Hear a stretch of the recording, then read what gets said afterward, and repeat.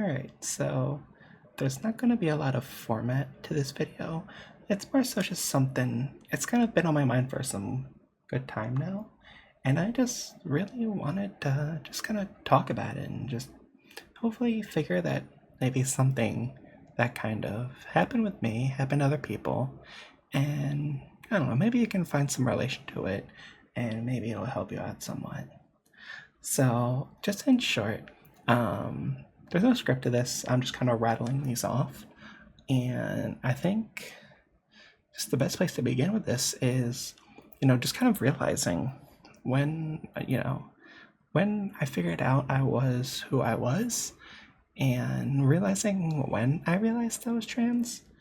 So I think the big thing is I kind of started to realize about say about 18, 17, 18.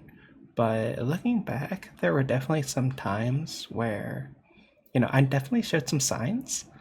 And I think looking back at the signs, I probably knew deeper down, like 14, 15 or so.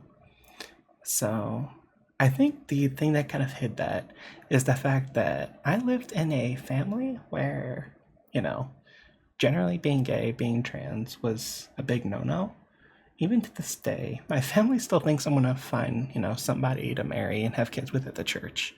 Like, that's the kind of family I grew up in. So, as you would expect, being gay, big no-no. But yeah, I kind of came to terms with the fact, how would I say? Probably like when I was 21. I had just turned 21 actually. When I had, at the time, come out to my then girlfriend. And I just kind of said, hey, like, I think I'm trans. And she, for the most part, was very accepting of it. And that's just something kind of carried with me for a little while, just in secret, where she was basically the only one that knew. But as time went on, I kind of reached out to more people, different discords and different friends that I had, and kind of made the announcement that, hey, I'm transgender. This, I go by she, her. These are my new pronouns. This is my new name. And yeah. And I think with that went a very quiet period of my life. For about 2 or 3 years, I just kind of hid it from everyone. And the people that knew, and, family didn't know. To be quite honest, family still doesn't know. That kind of takes me to my next point, is that the fact that there was a time in my life where I was very depressed. How would I say? I didn't know what was next, really. I didn't know where I was going. I perpetually told myself, I wouldn't pass, or things like, I felt, at a place. I didn't know many other trans people, and that's just kind of how it was for the most part. It is what it is, I'll always be kind of different. I'll always be out there. I'll always be the weird one, I guess. And that just led me down a really, really, really dark path. In that path, there was a day, I think I was 23 at the time. For reference, I'm 25 currently, at the time of recording. But yeah, I think I was 23 at the time. I was in my room bawling my eyes out. I was in absolute hysterics. And my mom came in. My mom, I would actually say, is the worst offender of the not being accepting part. So in my tears, I told her, like, I don't know who I am. I don't know, what I'm supposed to be. I don't know what I want. I was all over the place. And it was at that point that kind of sealed my feeling at the time. And what she said to me, I still hold with me to this day. And again, this is my mother. This is somebody that's supposed to care about me. Someone that's supposed to, kind of like, I don't know. You would hope to turn to your mother in a time like this. But when I told her that, her only words to me were, you're not some kind of transgender, are you? And I think that's what broke me. Like, I perpetually felt out of place. I didn't feel like I belonged. And that just kind of added to it. So actually at the time I said no. But that was a little horseshit. That was a complete little horseshit. And looking back, I know that. And even at the time I knew that. I knew that was horseshit at the time. But at the point I was at, that was a bit of a self-preservation move, if nothing else.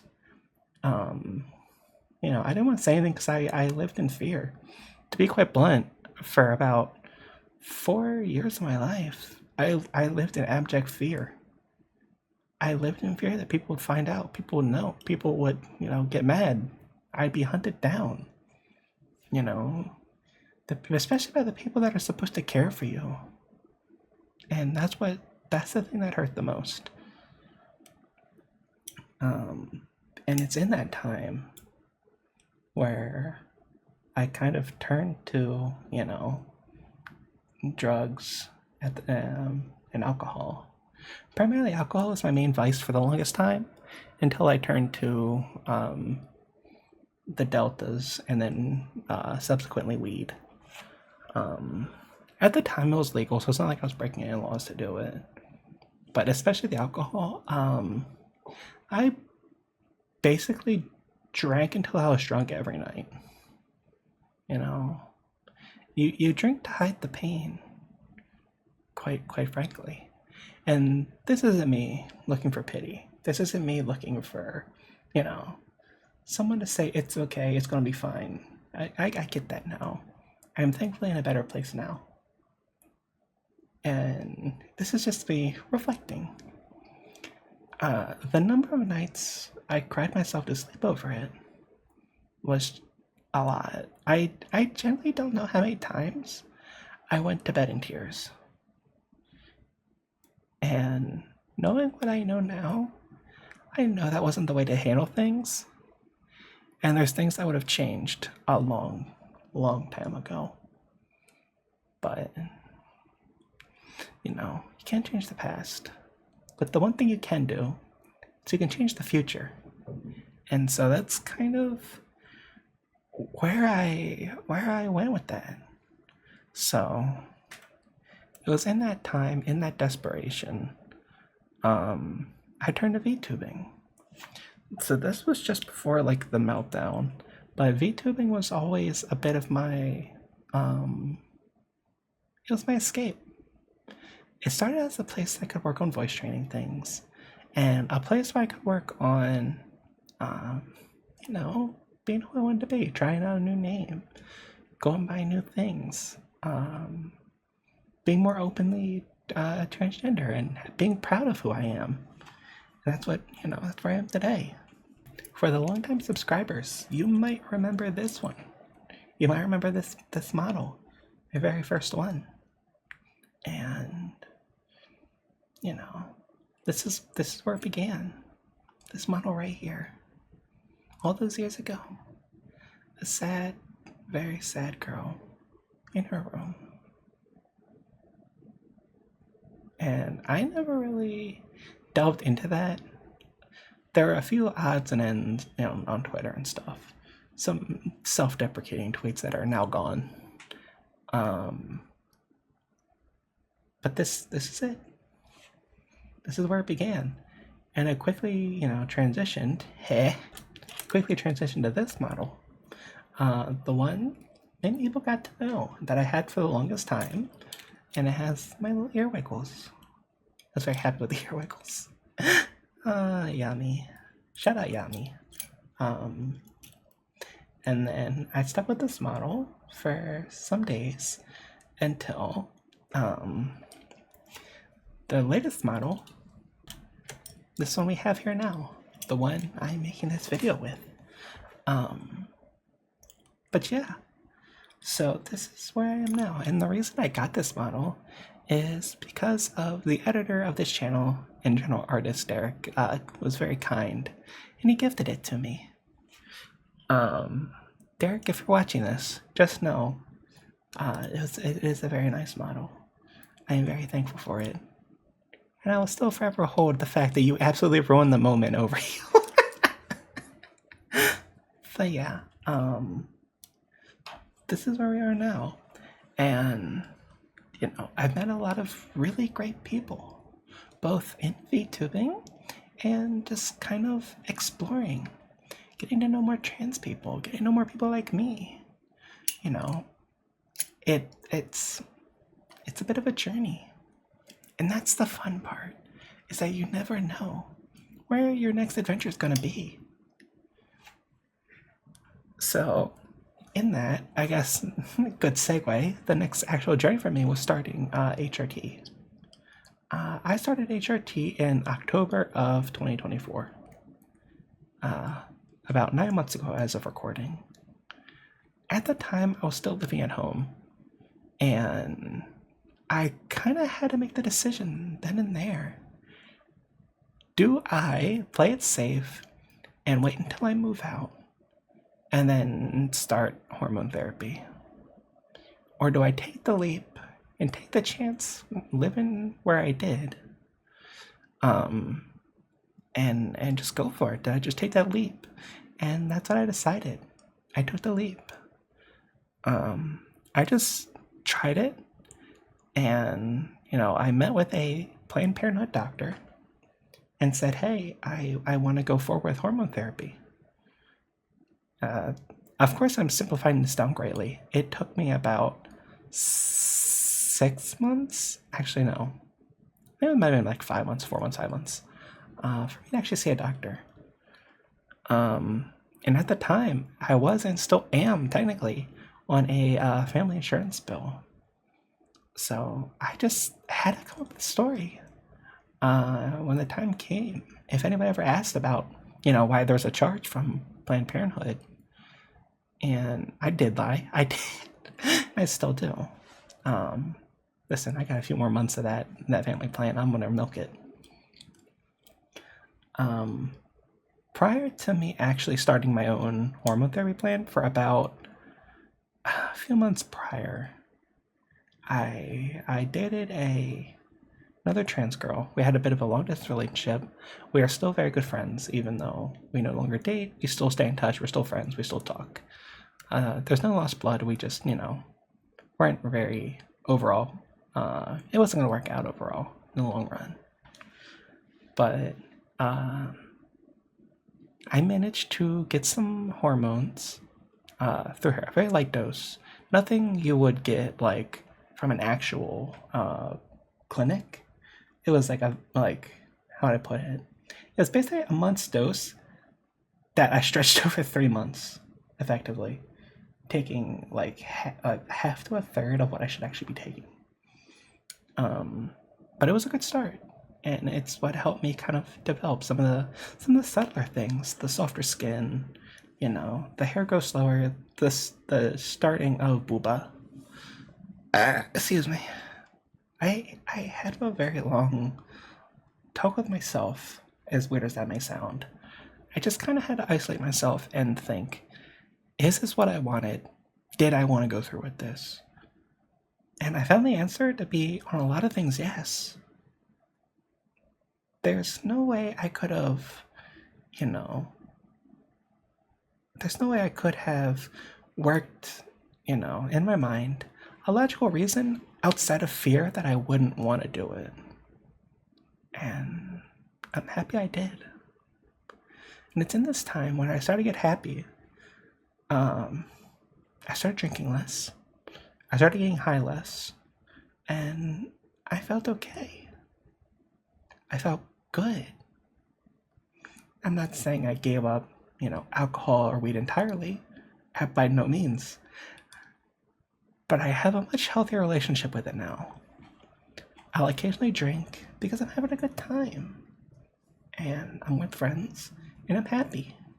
And I just kind of want to extend that good time. I'm not hiding. I'm not trying to numb myself. I'm being myself. And that's what's important. In fact, that's actually what I still use my house key for to this day. I have even here a drink. One of which that I open with my old house key. They're on the bed. But yes, I am by no means a saint. I am by no means absolutely sober of all things. But what I am is I'm happy. And that's the biggest thing I've taken away from everything. That happiness came with where I am now. I've since moved out of my parents' house. I'm on my own. I'm in the city that I love. I'm surrounded by people that support me. I'm surrounded by people that just want to see me happy. They want to see me grow. I'm in a committed relationship right now with someone that I genuinely could see myself being with forever. And I don't know where else I want to be. Water. But yeah, I'm far happier now than I thought I'd ever be in my life. Especially living back in the fucking town I left. I'm not going back to that town. Ever. Ever. I'm happy here. I want to be here. I want to be with the people that like me and people that I like. People that, they understand me. They get me. They support me through and through. They want to see me happy just as much as I want to see them happy. So that's, I guess, my life now. My life now is just, it's better. I don't think I can understate how much moving out helped my mental. I still struggle to this day with certain things. There have been days I've woken up in like an absolute panic because I won't call it hallucination or like a vision, that sounds weird.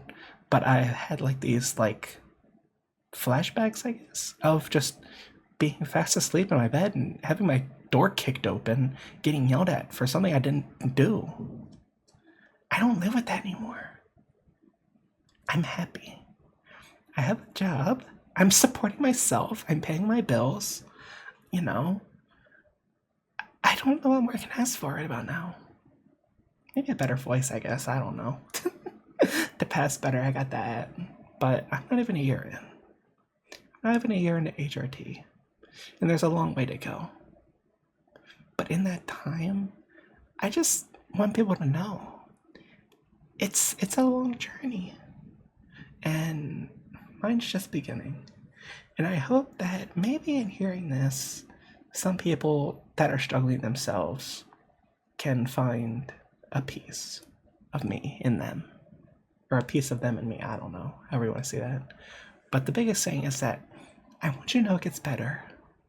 This is coming from someone who came from a really dark place. A person who legitimately considered taking their own life. And it gets better. It honestly does. So I want to end this video off on a good note. To all my friends, thank you very much. To all my supporters, thank you very much. I wouldn't be where I am without either of you. And to anyone I don't know that might just be finding this video, like, share with me in the comments. Let me know what you think. Let me know where you are in life. You might not be in your ideal spot, and I don't expect a lot of people to be in that spot. And I thank my stars every day. I am where I am. And I'm able to do what I want to do. And I can make people happy. And I can hopefully be a voice for trans people. I can at least help some people along their journey. Maybe if I'm not the voice for other people, maybe at least people can find some confidence in me and knowing they're not alone. And that there's always someone there for you. Never feel alone. Never feel like you're some outcast. You're not some kind of freak. You're not some kind of black sheep. We're in this together. There's always support around. Reach out. Talk to your friends. If they don't support you, they're not your real friends. Real friends will support you through and through. And those that matter in your life are the ones you need to keep around. The ones that support you. The ones that want to see you happy. The ones that see you do what you want to do. So yes, I won't go on any longer. But I hope you all have a good one. No outro, no nothing. Just be good. And remember, you're never alone.